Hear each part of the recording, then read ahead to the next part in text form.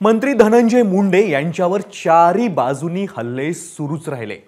काँग्रेस नेते आमदार विजय वडेट्टीवार यांनी सरपंच हत्या प्रकरणात एकापेक्षा एक सनसनाटी आरोप केले। भाजप आमदार सुरेश धस तर थेट अजित पवारांच्या ताफ्याशी धागे जोडून मोकळे झाले।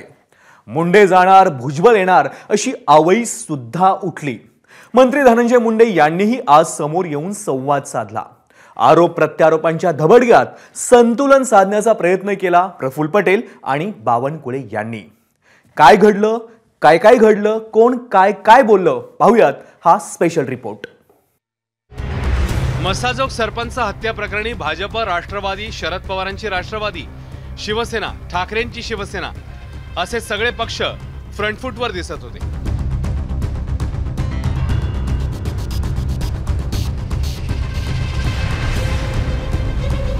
काँग्रेस पक्षात मागे पडलाय की काय अशी शंका होती। ती उणीव आता विजय वडेट्टीवारांनी भरून काढली आहे। त्यांनी धनंजय मुंडेंवर विविध आरोप करत टीका केली आहे। मोठ्या आकाला वाचवण्यासाठी या लहान आकाचा एन्काउंटर होऊ शकतो। मोठ्या आकाला वाचवण्यासाठी या छोट्या आकाचा म्हणजे वाल्मिक कराडचा एन्काउंटर केला जाऊ शकतो असा खळबळजनक दावा वडेट्टीवारांनी केलाय। मला तर पुन्हा काल जी माहिती मिळाली ती माहिती अधिकची अशी आहे की मोठ्या आकाला वाचवण्यासाठी या लहान आकाचा एन्काउंटर होऊ शकतो।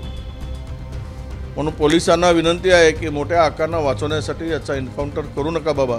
ज्या मोठ्या आकापर्यंत जाण्यासाठी जर याचा वापर आहे तर तो पुरावा नष्ट होण्याची शक्यता सुद्धा मला काल एका जवळच्या एका उच्चपदस्थ अधिकाऱ्यांनी दिली। यावरून काहीही होऊ शकतं। वडेट्टीवारांना साथ मिळाली ती पवारांच्या राष्ट्रवादीचे आमदार रोहित पवारांची। त्या आकांचं थेट नाव घेतलं पाहिजे अशी प्रतिक्रिया रोहित पवारांनी दिली आहे। तर वाल्मिक कराड यांच्या अटकेनंतर बीड पोलिसांनी खरेदी केलेल्या नवीन खाटांवरूनही त्यांनी निशाणा साधलाय। पोलीस स्टेशनमध्ये बेड आणि घेऊन गेलेत। यापूर्वी असं कधी पोलीस स्टेशनमध्ये बेड नेताना, काट नेताना ते म्हणतात की पोलिसासाठी होतं। पोलिसांनी कधी त्या पोलीस स्टेशनमध्ये काटवर झोपल्याची माहिती नाही। ते कोणाचे लाड आहेत? ते वाल्मिक कराडचे लाड पुरवण्यासाठी, त्याला बेडवर झोपवण्यासाठी पोलीस कस्टडीत असताना ते नेले काय यावर चौकशी झाली पाहिजे। वाल्मिक कराड यांना काल परवा म्हणजे स्वइच्छेनेच ते पोलिसांसमोर आले आणि तिथे अचानक ते आले आणि संध्याकाळीच 5 पलंग हे मागवण्यात आले। त्या बाबतीत जेव्हा स्पष्टीकरण पोलिसांनी दिलं तर पोलीस प्रशासनाच्या अधिकाऱ्यांसाठी ते मागवलं गेलं। माझं म्हणणं की एका पोलीस स्टेशनसाठी कशाला, तुम्ही अख्ख्या महाराष्ट्रामध्ये जे कुठला पोलीस स्टेशन आहेत तिथले आपले अधिकारी दिवस रात्र काम करतात, सगळ्यांसाठी तुम्ही पलंग मागा। सुरेश धस असोत किंवा विजय वडेट्टीवार यांनी केलेल्या आरोपांमुळेच राष्ट्रवादी काँग्रेस काहीशी बॅकफूटवर गेली आहे। अजित पवार सुद्धा अजूनही मौनात आहेत। त्यामुळे राष्ट्रवादीचे ज्येष्ठ नेते प्रफुल्ल पटेल यांनी बॅलन्स साधण्याचा प्रयत्न केला। भाजप प्रदेशाध्यक्ष चंद्रशेखर बावनकुळेंनी देखील वडेट्टीवारांवर टीका केली आहे। वडेट्टीवारला जास्त माहीत असेल काय चाललं आहे, ते जाऊन पाहून आले असेल, ते काय मला माहीत नाही। कोणत्या आधारावर बोलले ते मला माहीत नाही। एवढंच मी म्हणेन की गुन्हेगार हे कोणी असेल, वाल्मिक कराड असेल तर वाल्मिक कराड, आणखी कोणी असेल, त्याच्या मागे कोणी असेल, चौकशी करून जे काय असेल तथ्य सत्य त्याच्यावर पोलिसांनी कडक कारवाई केली पाहिजे। अशा प्रकारच्या गुन्ह्यामध्ये जो इतकं सपोर्ट आपण पोलिसांना करू तेवढं प्रकरण मजबूत होईल आणि आरोपीला अंतिम शिक्षा होण्याकरता मदत ठरेल। जेवढा राजकारणाचे अड्डे तिथे उघडतील तेवढं मात्र त्या ठिकाणी अशा प्रकरणामध्ये तपास डायव्हर्ट होत असतो। आणि त्यामुळं माझी विनंती आहे की ज्यांनी असं कृत्य केला त्या सर्वांना अंतिम शिक्षा करण्याकरता पोलिसांना मदत केली पाहिजे। आतापर्यंत सुरेश धस यांच्या आरोपांची सुई आका, छोटा आका, मोठा आका अशीच होती।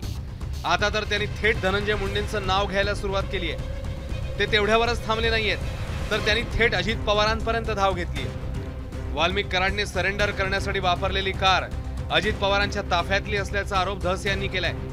राष्ट्रवादी प्रदेशाध्यक्ष सुनील तटकरे यांनी त्याला प्रत्युत्तर दिलं। हे आका मोठ्या आकांच्या बरोबर सगळीकडे होते। म्हणून मग अजितदादांच्या ताफ्यात आहे तीच गाडी असणार, तीच गाडी सरेंडर करायला होती आणि तीच गाडी भेटायला म्हणून केज पोलीस स्टेशनला गेली होती.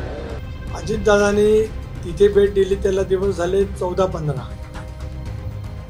आता हे जे काही सांगितलं जातं बेछूट आरोप करण्यामध्ये काही अर्थ नाही, कारण घडलेली घटना अत्यंत दुर्दैवी आहे, निर्दयी आहे.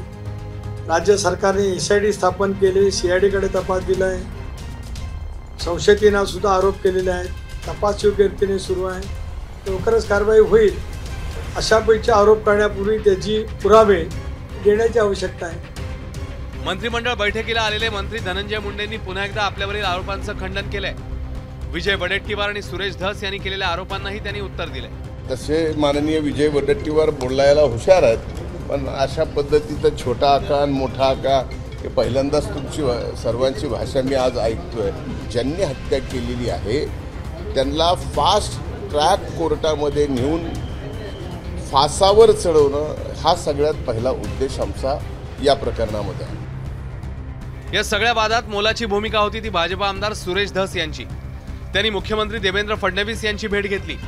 मुंडेंचा राजीनामा मागितला नाही हे त्यांनी आवर्जून सांगितलं. तसंच संतोष देशमुख हत्या प्रकरणी उज्ज्वल निकम यांची नियुक्ती करण्याची विनंतीही केल्याचं सांगितलं. त्याची दखल घेत निकमांशी संपर्क साधल्याची माहिती स्वतः फडणवीसांनी पत्रकारांना दिली आहे. बीडमध्ये प्रकरण चालवावं, परंतु बीडमध्ये हे लोक बीडच्या लॉकअपमध्ये ठेवू नयेत. ते एकतर संभाजीनगरच्या हर्सूलला हलवावेत, नाहीतर नाशिकच्या जेलला हलवावे. मी माननीय उज्ज्वल निकमजी यांना फोन करून विनंती केलेली आहे. त्यांनी मला सांगितलं की मला 1-2 दिवस द्या, कारण माझ्याकडे ज्या केसेस आहेत त्या केसेसचा मला एकदा नीट हे करून आणि या केसला अधिक वेळ द्यावा लागणार आहे, त्यानुसार मी निर्णय घेतो. पण मी त्यांना विनंती केलेली आहे. मला असं वाटतं त्यांनी जर होकार दिला तर निश्चितपणे त्यांची अपॉइंटमेंट आम्ही करू. सुरेश धसांकडून पुन्हा एकदा विजय वडेट्टीवार यांच्या आरोपांकडे वळूया. धनंजय मुंडेंना बाजूला सारून छगन भुजबळांना मंत्रिपद देणार का, असा खोचक सवाल विजय वडेट्टीवारांनी उपस्थित केलाय. ओबीसींवर अन्याय करणारं सरकार असल्याची टीकाही त्यांनी केली आहे, ज्याला बावनकुळे आणि तटकरेंनी उत्तर दिलंय. महाविकास आघाडीचे सरकार, त्याच्यापूर्वीचे सरकार यांनी कधीही ओबीसीला न्याय दिला नाही. देवेंद्र फडणवीस सरकारमध्ये आम्ही 17 ओबीसी मंत्री आहेत, 18 मराठा आहेत, 17 ओबीसी मंत्री आहेत. खरं तर इतका मोठी संख्या आहे. जरा वडेट्टीवारजी आतापर्यंतच्या मंत्रिमंडळात दाखवा कधी. तुम्ही तुमचे सरकार उघडून बघितले पाहिजे. खरा न्याय ओबीसींना भारतीय जनता पार्टी आणि आमच्या सरकारने दिला आहे.